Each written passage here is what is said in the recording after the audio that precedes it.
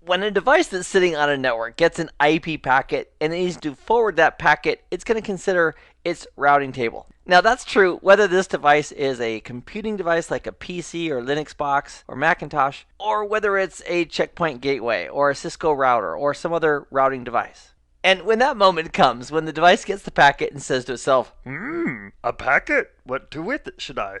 and it considers its routing table, if the device doesn't know where to forward that packet, as a last ditch effort, it's going to use its default route. So in the case of our topology here in the lab, we have firewall 1, which is connected to the 67.83.0 network. And let's imagine that the default gateway that's been provided to us by the service provider is .1 on the 67.83.0 network. When firewall 1 gets a packet that needs to go to 75 dot something or 22 dot something, if that's not in its routing table, it will use that default route and forward that packet. And that's the benefit of having a default route on our gateways. Now, Firewall 1 knows how to reach the 192.168.1 network because it is directly connected to it. Its E0 interface is on that same network and has no problem reaching that. Same is true for the 67.83.0 network. Because it's directly connected, it knows how to reach it.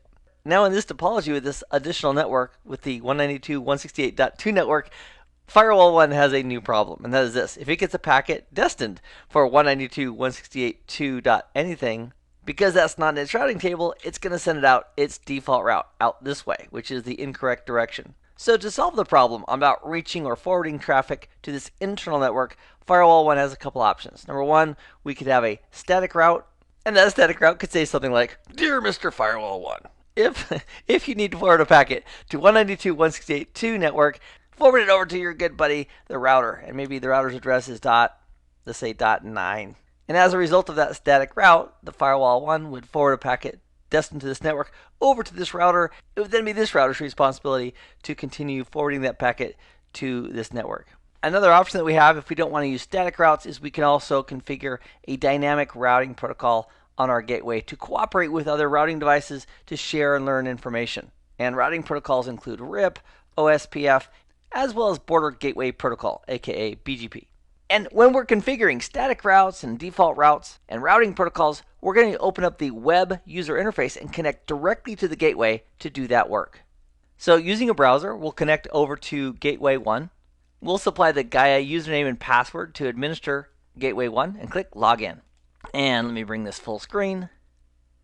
And so here at Firewall 1, what we'd do, on the left-hand side, we'd go down to IPv4 static routes and click on that. And then over here on the right, we have the IPv4 static routes. Now, at the moment, we only have a single static route, and it happens to be the default static route, which tells the gateway, if I don't know how to forward a packet, I'm going to go ahead and use 67.83.0.1.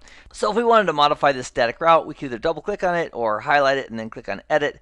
And let's go ahead and open it up. And then from here, if we wanted to modify the default route, we could simply select it here, click on Edit, and put in the new value. So at the moment, that's currently the default gateway that we need, so we'll go ahead and leave that alone. If we wanted to add another static route, for example, to connect back to the 192.168.2 network, under IPv4 static routes, we'd click on Add. We'd identify the destination network along with its mask, and then down here under Add Gateway, we'd click on Add Gateway. So in our example from earlier, if our next hop to reach the 192.168.2 network was the router at 192.168.1.9, we'd place that here, click on OK, and click on Save. So now we have a default route pointing off towards the internet and also a static route so we can reach the 192.168.2 network. In this nugget, we've taken a look at both how to view and change these static routes on a checkpoint gateway. I hope this has been informative for you, and I'd like to thank you for viewing.